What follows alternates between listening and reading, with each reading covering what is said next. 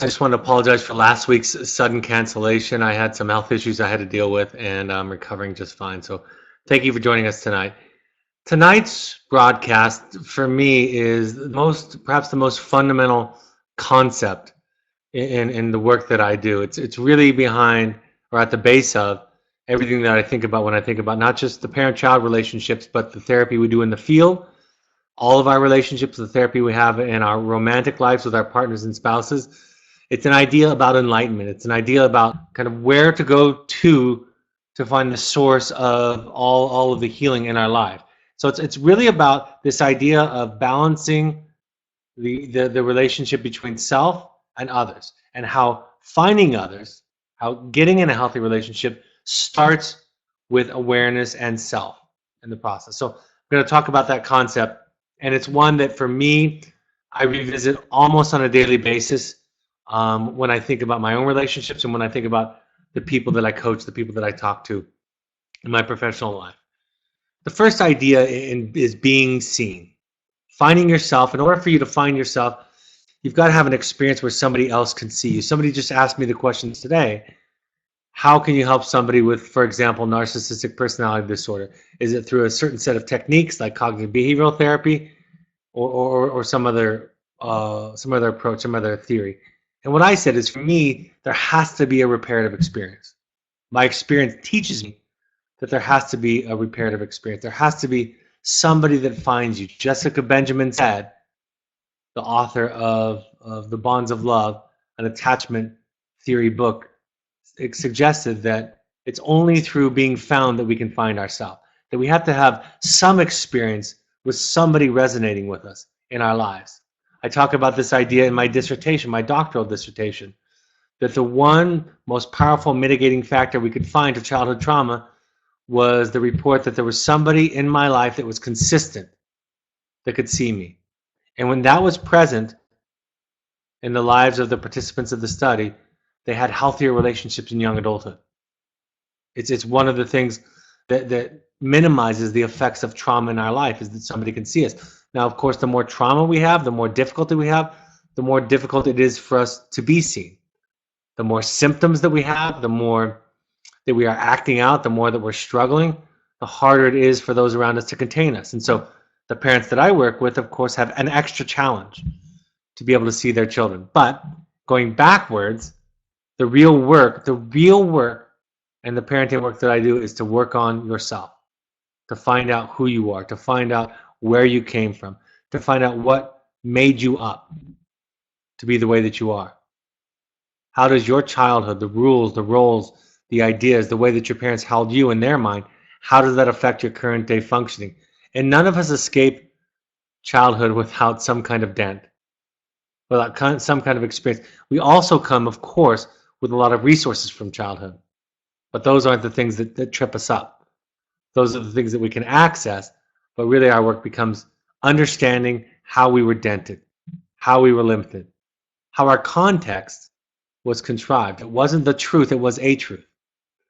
So the first thing is that we need to be seen. In the context of seeing children, that means that they need to be seen as more than a problem.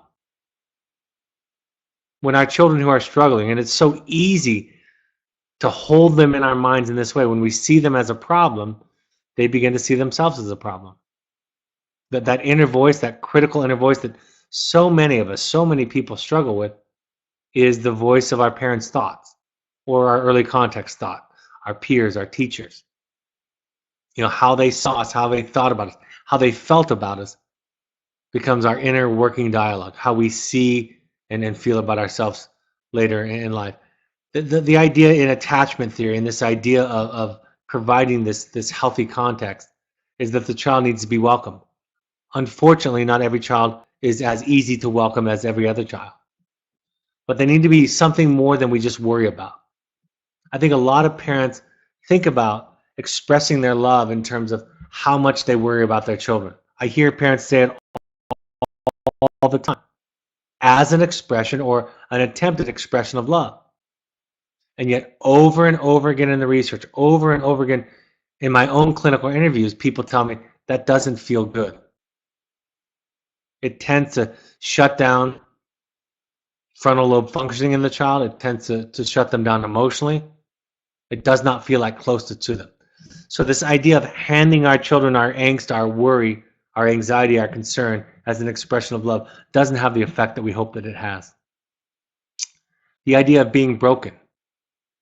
Something is wrong. Pick the label that you want.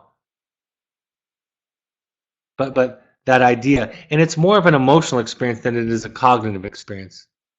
It's more of the feeling we have around and about our children that affects them, that they internalize to mean something about them. And of course, what we have to undo as we work on this is to teach children and others. Most of the people our age, and I'm around the age of most of the parents that I work with, most of the people around our age are constantly working on considering less and less what people think about us. So it's important to be aware of how we wire that into our own children, how we teach and tell them that they're responsible for our happiness, for our being proud of them, for our being worried about them, upset, frustrated, concerned about them, how we hand that to them over and over again. This idea of finding yourself is looking at the dark parts of ourselves. It's Carl Jung's idea of the shadow, the unconscious. It's looking at the parts of ourselves that we had to discard, that we had to hide, that we had to bury, that we had to ignore in order to feel a sense of acceptance. So if there are parts of us that were upsetting, threatening, concerning to our parents, and that left us with a feeling that if we show up this way, with our teachers, with our peers, if we show up this way, then people aren't going to be there for us. They're not going to be able to be there for us. So then we have to hide those parts of ourselves. So now our work becomes looking at those dark corners, those dark places, those repressed feelings and thoughts. And it's not all going to look pretty. Enlightenment is not about a kind of grace to grace experience. Enlightenment is looking at the things that have not only been hidden in darkness inside of us, but also start to mutate in that darkness, start to exaggerate. And so the initial stages of looking at oneself is very frightening because those images, those ideas, those feelings, those impulses are typically not very acceptable. From her book, Finding Human, Jamie says, the point of the quest, again and again, is to replace perfection with completeness. That which is excluded must become your enemy and defeat you. Carl Jung said it this way. He said, I would rather be whole than good. In Al-Anon, they talk about perfection being the enemy of progress, right? The idea of enlightenment, of awakening, of integration, of therapy, of healing, is to become more whole. That's why we spend a lot of energy teaching the skills and the language around things like avoiding phrases like bad or wrong, or should or shouldn't, or ought not to. Because those kinds of words tend to lead to repression. And for those things to come out, it takes a lot of capacity, and that's why your child is with us or has been with us. Because it requires more than most parents can give. It's very frightening to parents. That's why my children often can do that better with a therapist than they can with me. And the same is true for your children. The part of this integration, part of this idea of becoming more whole is to own the disowned parts of ourselves. And awareness leads to ownership. You'll know, and those of you who have done more work, and you know this, even if you're relatively new to Evoke, you know that the more aware you become of yourself, of family dynamics, of your child, of the issues, you know that sometimes it's hard to relate to people that haven't been in this work because of how much they've disowned.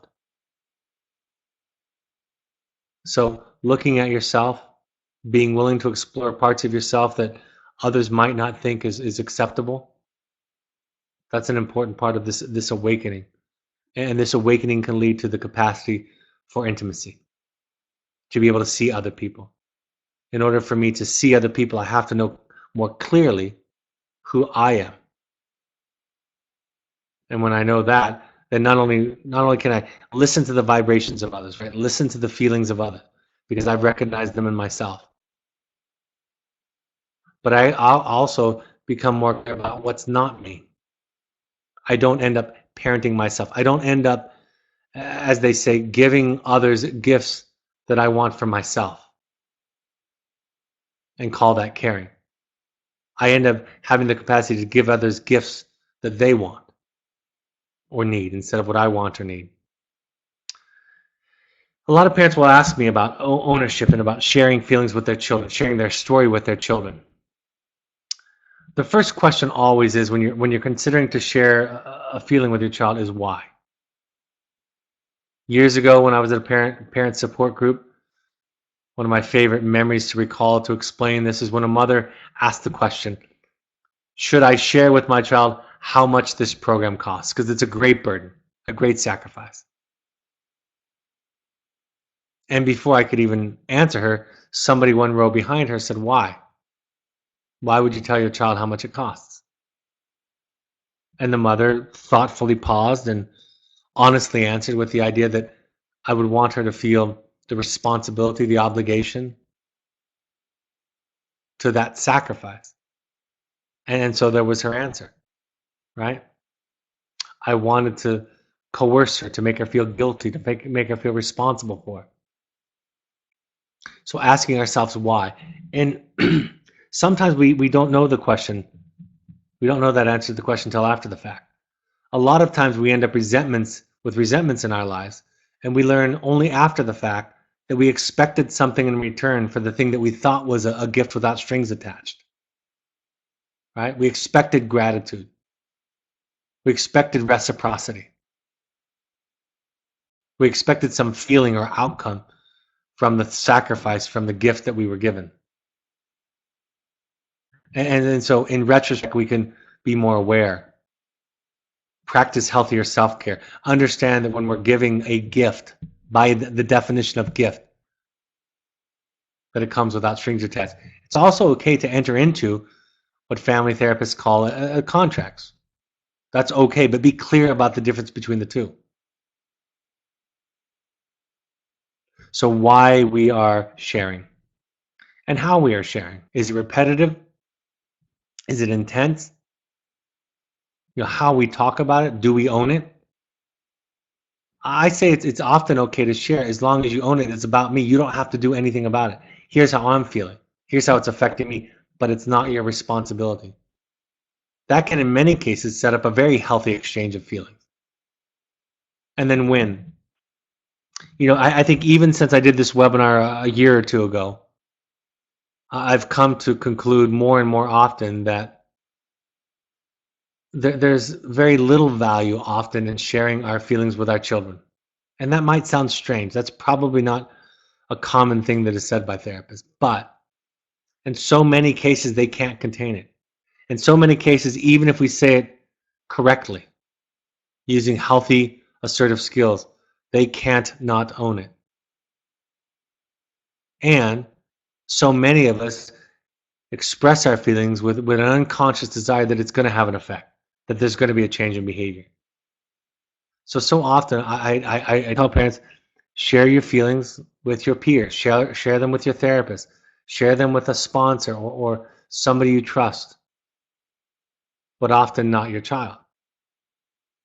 And simply practice setting healthy boundaries with them.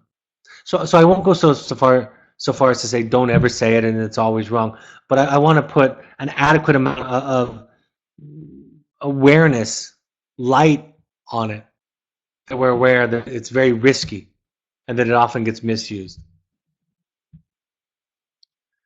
When we lose contact with another person, I talk about this in terms of our anger, our frustration, our anxiety, our angst. Often means we've lost contact with the other. And again, it gets confusing because I think parents equate that angst with love. Right? I love you, I love them so much that I'm this concerned about their behavior. But the other person doesn't experience that as connection. That's not what healthy attachment looks like. And if we could see inside of somebody, if we could listen to them from the inside out, we in many cases would be a lot less anxious because we could understand that there's some valid feeling, some valid belief and experience based on their experiences that's leading them to this behavior. I used to say to parents all the time, try saying to your child often, if I was you, I would think and feel the same thing. And I used to joke and tease and say, of course, if you were them, you'd feel the same thing, think the same thing, because you'd be them. But that really is a nice sentiment to hear. It makes sense. And although we can oftentimes challenge somebody's rationale, somebody's thought process, somebody's thinking errors, distorted thinking, all of those things, there's just not a lot of talent and capacity in that. It doesn't take a lot to be able to point out somebody else is crazy. It doesn't. What takes a lot of capacity is to hold space for that person, to see them, to listen to them, to understand them, to see the world through their eyes, especially when those feelings are directed toward us or about the family. That takes a great amount of capacity. I talked about this in the podcast that I've been recommending lately, and I'll mention it in passing one time. It's the podcast Invisibilia, July 1st, 2016. And they talked about part of the concept I'm talking about tonight, this idea of being over-involved, of having over-involved language. And they read a transcript from a mother where she says, I would do anything for you. I can't sleep at night. It kills me inside that you're hurting and suffering and struggling.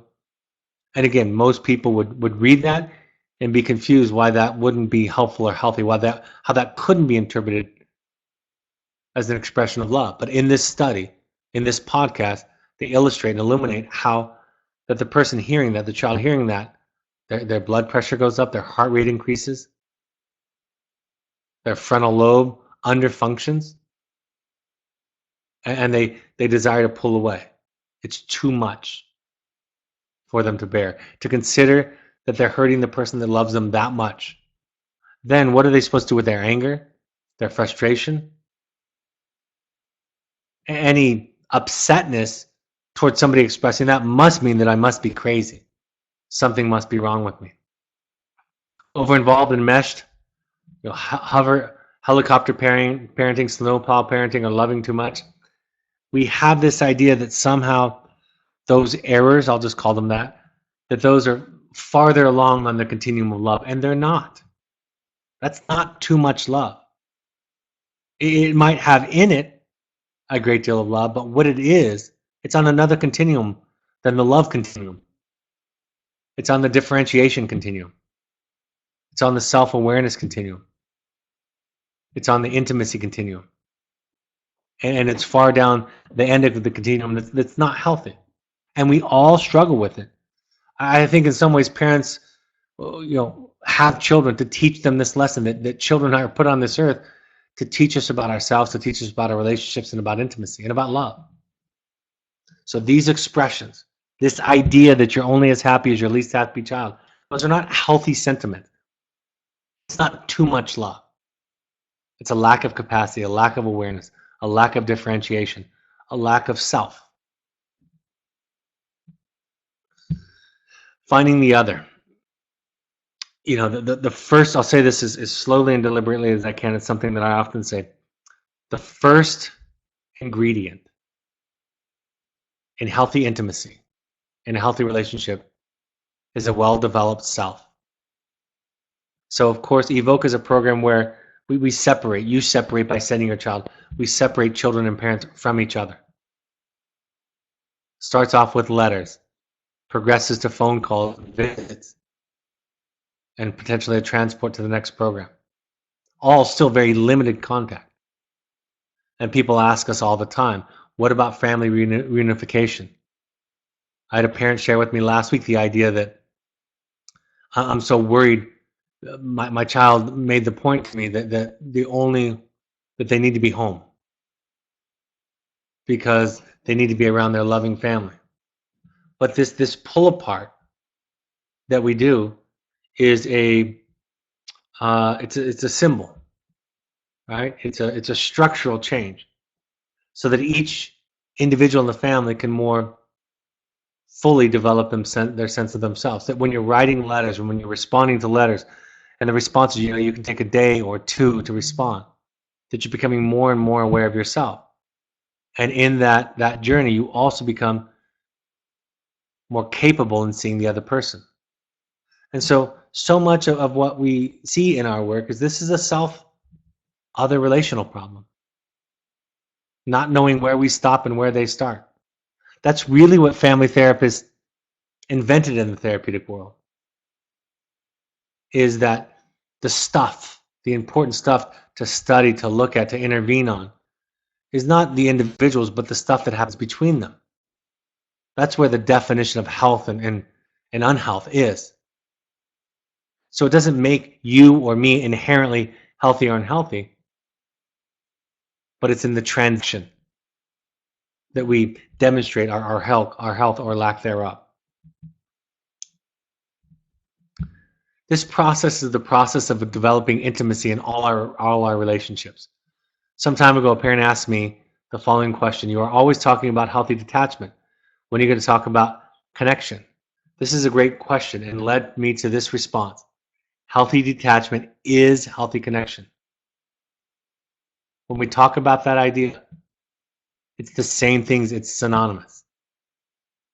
They're not different. It will feel like distance or abandonment or aloneness. It'll feel like disinterest. It'll feel too much distance. It'll feel uncomfortable for us. But I would say, by and large, for most people that I've worked with, including myself, and I've worked with myself quite a bit, that those steps toward a healthier relationship in adolescence and young adulthood with our children feel wrong, feel contrary. They don't feel like we're moving toward closeness. At the same time, many people will report that the closest they ever felt to their child was in wilderness. And I would propose to you, suggest to you, that is because of the clarity of self that is focused on, that is developed. Healthy detachment and healthy attachment are the same thing. Reactiveness or over-identifying with our child is not a connection. In the case of reactiveness, we are not conscious or intentional about our response because our response is rooted in some past trauma or context. Our fears, anxieties lead us to an irrational response that attempts to control the other, so our anxiety is reduced. In the case of the over-identifying with our children, we are not connected at all because over-identification implies that there is only one self in the relationship, and the first ingredient in intimacy are two whole people. While wholeness and enlightenment are ideals that we strive for and may never achieve, it is the embracing of this journey that creates meaning and joy in our lives and in intimacy in our relationships. It is our goal to guide all our clients, to help them find all the wonderful parts of themselves that you thought you had to be rid of in order to be loved and find intimacy. And when you recognize this process in yourself, you'll be better able to provide it for others. Right? This is, from my book, Journey of the Heroic Parent, this is the heroic journey. Finding self and finding others. And of course, my favorite quote of all time, I can't go through this webinar without using it. From James Hollis' Eden Project, he said, Mahatma Gandhi once remarked, "A coward," it's my favorite quote, I think illustrates it so well. "A coward is incapable of exhibiting love. It is only the prerogative of the brave. Projection, fusion, going home is easy. Loving another's otherness is heroic. If we really love the other as other, we have heroically taken on the responsibility for our own individuation, for our own journey. And this heroism may properly be called love." I talk about this quite often. We talk about love so loosely. I think we overvalue the feeling. And I give a couple of examples just to illustrate how unimportant the feeling of love can be, if it's just that. That men that I've worked with that have abused their wives have said over and over again how they love them. Men that I've worked with that have molested children have said that they love them. And they express it with a great and deep felt earnestness. But of course, from those two examples, we can see there's not much value in that kind of love. And I'm not saying that's what we're doing to our children, but it illustrates that there's something more than a feeling. If that feeling, I'm looking at the list of people who were on the webinar tonight. We had a really good response to this webinar.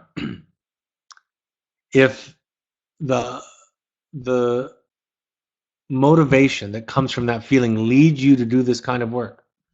Again, when somebody was asking me about treating narcissists, they said, is it treatable at all? I said, sometimes it is. And sometimes, like a child struggling, a child being hooked up to tubes after an attempted suicide, or being in a car accident, or being strung out on drugs, or not being able to get out of the basement and go to school because of social anxiety and being frozen, whatever it is. Sometimes that leads parents to do things that they wouldn't otherwise do. Not that the parents that we deal with are all narcissistic, but it illustrates the idea that you all that join here tonight, and many of you are regulars, says that you've taken that feeling of love and you translated it into something heroic. This process that Gandhi is talking about. If we love other as other, separate from us, not on our journey, we don't know their truth. We trust in a higher power that they'll be okay. We have an idea that this is going to turn out okay, even if it's far from everything we had hoped and dreamed for. Then if we do that, we've heroically taken on the responsibility for our own individuation and our own journey. That is the journey of the heroic parent. Sometimes we get so caught up and the behaviors are so, the irony is that the behaviors, I learned this in working with eating disorders, the behaviors serve so well, not just to distract our children from the pain that they're feeling, but they distract us from looking for the pain. We can get so focused on behavioral change, behavioral symptom reduction, that we forget that there's something fueling that underneath. If we can learn, like I talk about in the book, to follow the trail of crumbs home, to find what's underneath. If we can provide a safe context where the child can talk about it and unfold it, so that we can help them discover what's going on underneath, encourage them in feeling, right? Helping them, teaching them how to feel. Our own shame, our own fear as parents can get in the way of that. It's almost impossible not to experience judgment, whether we perceive it or not.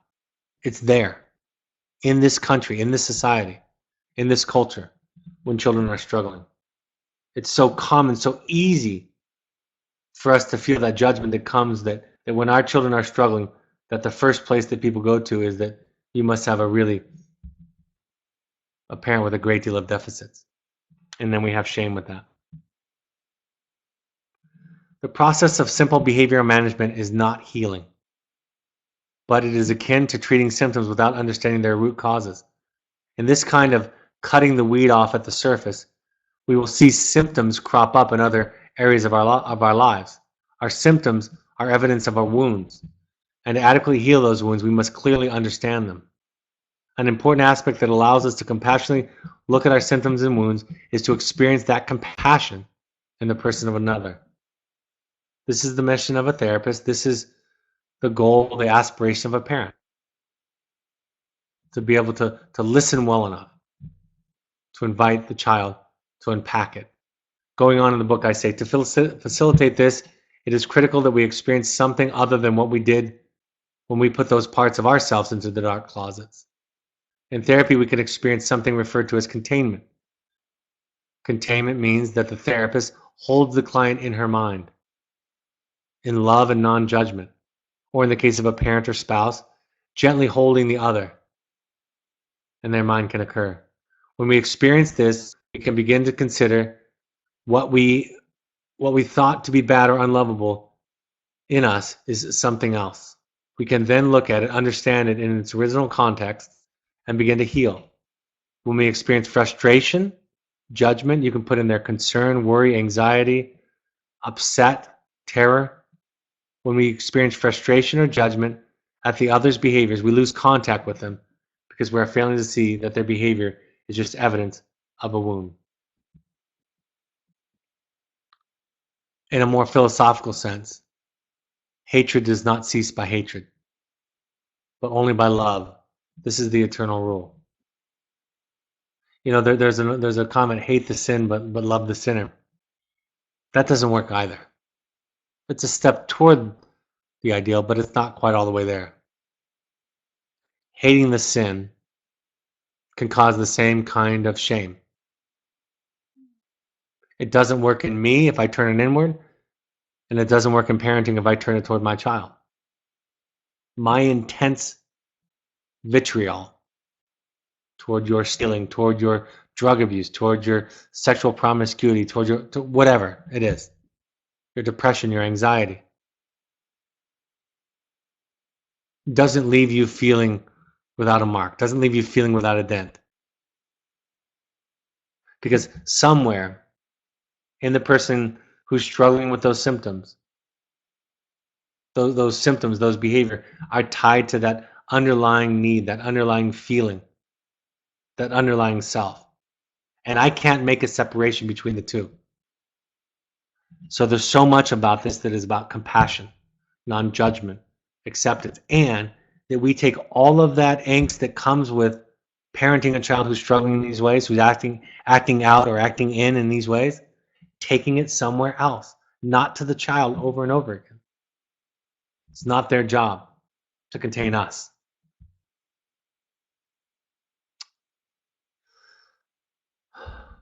It's important that we think about this work in terms of healing wounds instead of eradicating behavior, and that we learn to listen to the symptoms. Like I talk about, attachment, finding the other, is born first in self-awareness. And we lose contact with the other person when they frighten us or upset us. And sometimes when we have empathy or understanding of our child, it robs us of our ability to set boundaries. Like if I understand, it's still okay to say, I can understand your wounds, but that doesn't mean that I have to put up with drugs in my home, or threats, or you living in the basement and not going out, or you not going to school, or you cutting on yourself. I can still understand it. So the goal is to operate from a place of awareness and compassion and understanding, and still act assertively. And so many of us have a hard time doing both at the same time. We in our fear and our anger can act, but when we have empathy and understanding, we feel paralyzed. It's okay, in fact necessary, ideal, to continue to act in those times with understanding. See what they are, not what they say, for better or for worse. Learn to hear them, not just their words, but what's going on. Develop a parent filter, an adult filter. I spend half of my time trying to encourage parents to listen to their children, and a good portion of my time trying to tell parents, don't listen to them at face value.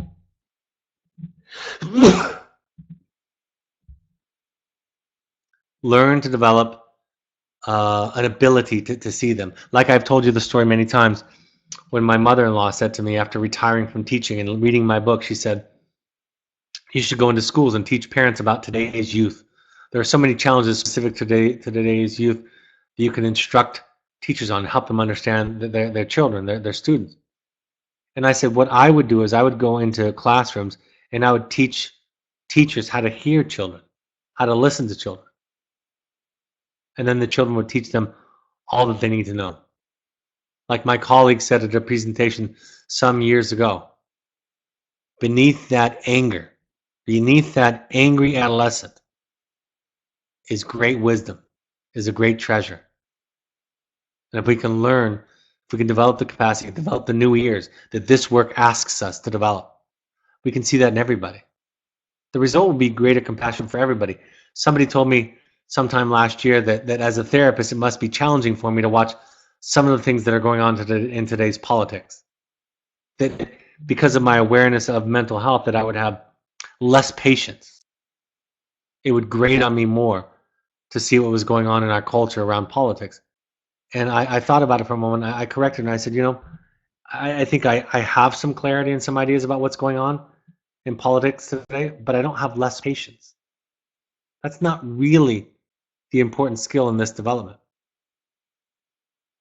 I can understand where all sides are coming from more. And when I can do that, it actually helps me to survive it, helps me to tolerate it without being miserable.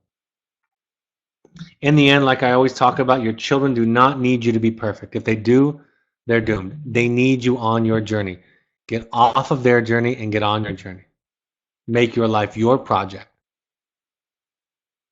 That's what Gandhi is talking about. That's what the journey of the heroic parent is talking about. Make your life your project. And in so doing, you develop the capacity to see, to be present with the other, to love other as other. All right, Andrew, I'm happy to look at any questions that have come in before we go on to announcements. Why don't I go to upcoming announcements and then we'll go to questions. We ask all parents to go to at least 6 12-step support groups. These are for parents of children, really for anybody who has a loved one who's struggling with addiction or other self-harming, self-sabotaging, self-destructive behaviors. So don't worry if it's not alcohol or drugs for your child. It could be depression, anxiety, phobia, anything. We ask you to go to 6 Al-Anon meetings or 6 CODA meetings or 6 Family Anonymous meetings. Go to NAMI.org for more information and resources in your area that are free or affordable. All of these broadcasts are available on podcasts on your iPhone or iOS devices. Search Evoke Therapy Programs using the podcast app. On Android devices, download the SoundCloud app and search Evoke Therapy Programs. Follow us on Twitter and Instagram. On Facebook, search Evoke Therapy Programs to follow us on Facebook. You can also find the Second Nature Alumni Foundation on Facebook by searching it there and the Evoke Therapy blog. My book, and I've referenced it and quoted it several times tonight, The Journey of the Heroic Parent, is available on Barnes & Noble and Amazon.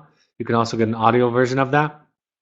If you go to the Parent Alumni Foundation book page, you can look at books that are recommended, and a portion of the proceeds there go to help people who can't afford therapy.